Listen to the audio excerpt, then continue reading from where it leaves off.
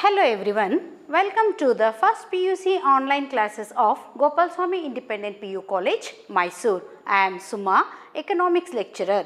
In this session, let us discuss about the topic of sample survey. In the previous sessions, we learnt about the types of the data like primary data and the secondary data, and also about the sources of primary data as well as the sources of secondary data also. So, the sample survey is a type of collection of data. Here the enumeration is based on a sample. A sample is nothing but a person who is a representative of the targeted group of people or the whole respondents group.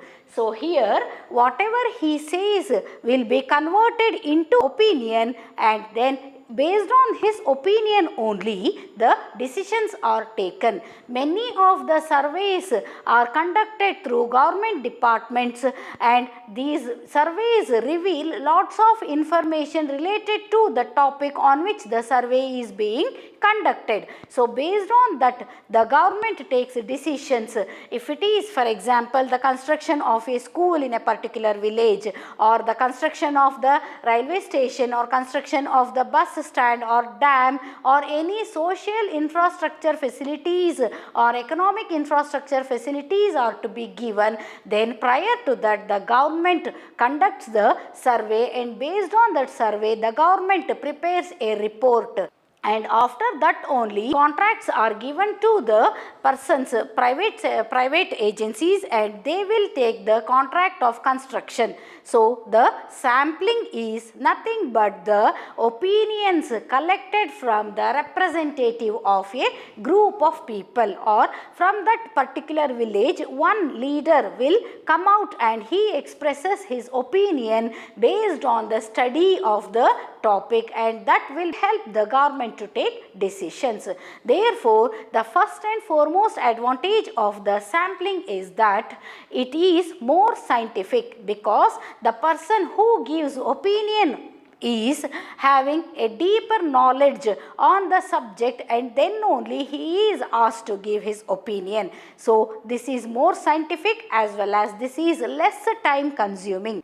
In the case of a direct personal interview or census, it involves lots of time, and it is more costlier also. But here, since only one representative is giving the answer and he represents the whole group of the beneficiaries who will be benefited out of the surveys. So, therefore, it is less time consuming as well as less costlier, and it does not involve more number of staff also. But the only disadvantage in the case of sampling is that it involves sampling errors at time, because the estimated value may differ from the actual value. If that person who represents that group of respondents may give some value, and by the time of the construction of any building the cost may go up, and this difference is called as the sampling error. Again, this sample survey is not suitable for heterogeneous group of people,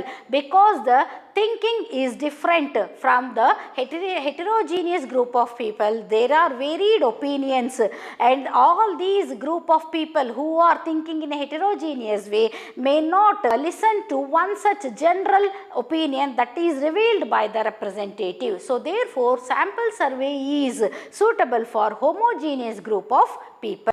Again, the next disadvantage of sample survey is that it is not suitable for a small group of people who are respondents.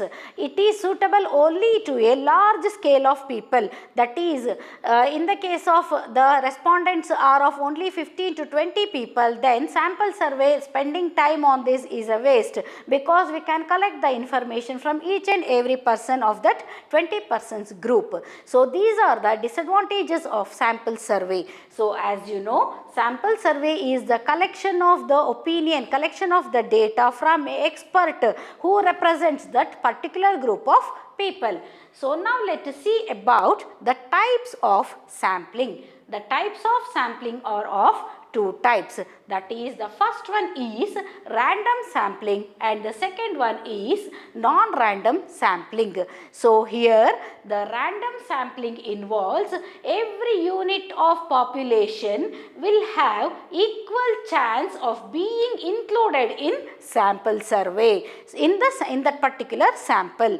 This you can understand that in the case of random sampling, wherein a group of persons are ready to buy the lottery tickets and each and every person among that group has every equal chance to win that prize money. So, the very good example for random sampling is the lottery method. In the case of non-random sampling, all the units of population do not have equal chance of being selected. In most of the competitions today, we see this random sampling. If there is a singing competition, there may be 200 to 500 participants. Each and every participant has an equal chance of being selected, but it is not the same in the case of non-random sampling. And today most of the surveys are including this type of sampling because it wants to give an equal opportunity to all the representatives, to all the people who have involved themselves in the participation of that particular event should get an equal chance of winning also. So in almost all the competitions and surveys today we can see the random sampling. So as we select the vegetables also through sampling only, because when we go to the market and we search for a good quality vegetable, and before getting the good quality we search every vegetable and then finally we select any one among it. So like that only, it is the type of random sampling which is very popular in these days. Now let us see about the errors. The sampling involves two types of errors. The first one, the sample survey involves two types of errors. The first one is sampling error and the second one is non-sampling error. A sampling error is one where we find the difference between the estimated value and the actual value. For example, if the sample survey is conducted for the construction of a dam in a particular village, then that particular Gram Panchayat leader will be asked about the construction of the dam, about the need for it and about the beneficiaries that are going to get the benefit out of that. So he may say that only 200 people are going to be benefited out of it, or he may say even only 80 crores of rupees are enough for that. But when it comes to the actual number of beneficiaries, it may help the nearby villages also. So the beneficiaries numbers may vary from 200 to 800,000 or 2,000, and also the amount that is involved in the construction of the dam may also increase to 100 crore or 120 crore. So this difference between the estimated value and the actual value is called as the sampling error. The non-sampling errors are the errors that happen in the case of data acquisition, because there are lots of emissions and omissions, and there may be misuse of the data also, and at times there will be losses of data also. So therefore these non-sampling errors are also there. This can be found in every type of the collection of data. So sampling errors are common and non-sampling errors are also common in collection of the data in the case of sample survey. So by now you understood about the collection of data. Today whatever you are seeing in the whatever the informations that you are reading in the newspapers and you are watching in the news channels, and also that they are furnished in the magazines and periodicals, are all based on the data that are collected by different investigating agencies or individual investors through their reporters. So the collection of data and the furnishing of these data in the form of alphanumeric way because as I said, in the census the data are collected by the enumerators by visiting individual houses in the way of alphanumeric. They use all the 26 alphabets to denote a particular answer, and even they use the digits also. So all the 9 digits, all the digits as well as the alphabets are used, and the surveys are done in the form of a alphanumeric way. So here the data are collected, and each and every alphabet denotes a particular information or related to a particular topic. So this is the way how the census is being conducted. So we learnt about the sources of data, that is primary sources of data and the secondary sources of data. Also about the 3 types of collecting the primary sources of data, that is personal interview, mailing a questionnaire as well as telephone interview, and also about the secondary data and the 2 sources of secondary data, that is published source as well as the unpublished source. After that we learned about census method and sample survey. So in this way the data are collected from all the agencies which furnish the details to the general public, and based on these data only the government takes a decision.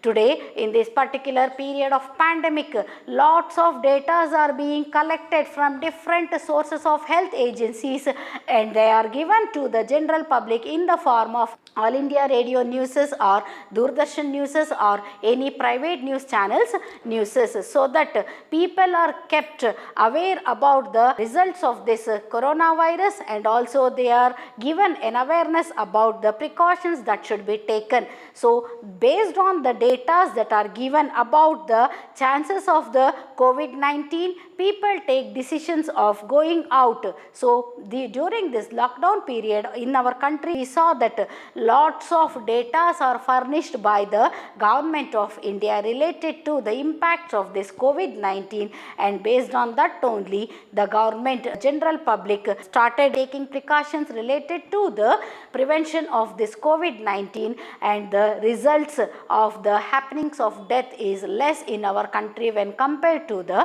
other countries.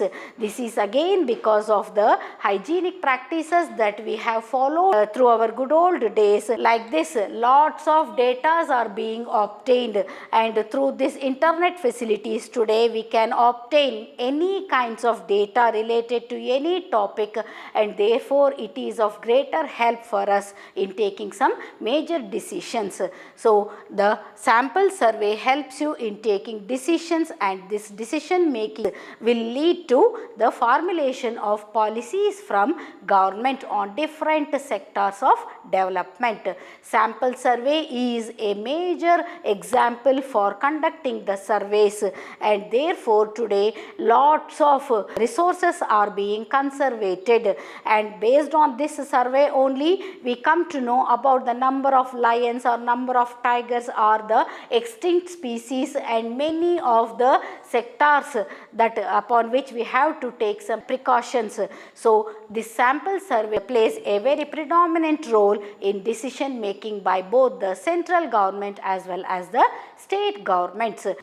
Today's thought for the day is that be optimistic. There are lots of adverse situations that come in our way in our life. So to encounter these adverse situations also, we should be optimistic that hope is like a sun's ray. Every morning we get a new sign of hope, and it starts with an expectation and the day ends with an experience. So no experience is wasted if we are ready to learn from each and every experience. Therefore we should be optimistic. If we lose hope, then there is no meaning left. So therefore we should be optimistic. As every dark cloud has a silver shine, every time we should find the opportunity to achieve success, because every time the situations are not in favorable to us only, but in adverse situations also we should be capable to convert the struggles into opportunities, and this is done by a confident mind, and therefore be confident and be optimistic. With this I conclude this session. Thank you.